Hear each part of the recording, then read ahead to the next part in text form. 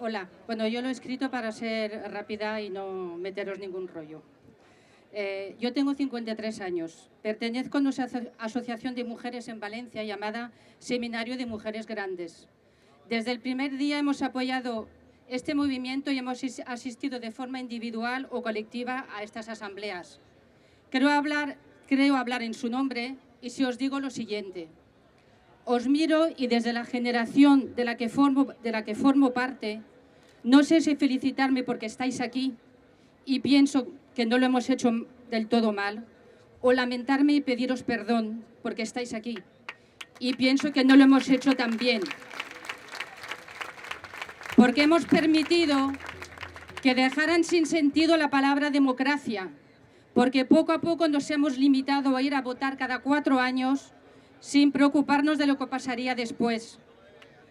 Porque hemos permitido que nos mintieran, nos engañaran, traicionaran la confianza que habíamos depositado en ellos y ellas, porque hemos renunciado demasiado pronto a nuestros ideales. Es cierto que la obligación de la clase política es servir a la ciudadanía, pero no es menos cierto que el deber de la ciudadanía es ejercer su control, exigir cumplimientos, castigar y despedir cuando lo estima necesario. Y eso no lo hemos hecho, porque no se puede hacer solo desde las urnas y nos hemos dejado vencer por la comodidad. Por eso, desde el más profundo respeto hacia las decisiones que se puedan tomar aquí para ampliar el movimiento, mi pequeña aportación es la siguiente.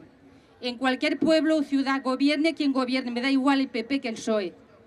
A través de las asociaciones o colectivos, que en los pueblos hay muchos, o a través de la red, elijamos las promesas que tan fácilmente nos hacen, que nos parezcan de interés común, desde la más pequeña a la más grande, y una por una vayamos controlando y exigiendo su cumplimiento, y si es necesario movilizarnos por una acción concreta, hagámoslo. Será un camino duro y lento, pero no podemos cejar en nuestro empeño.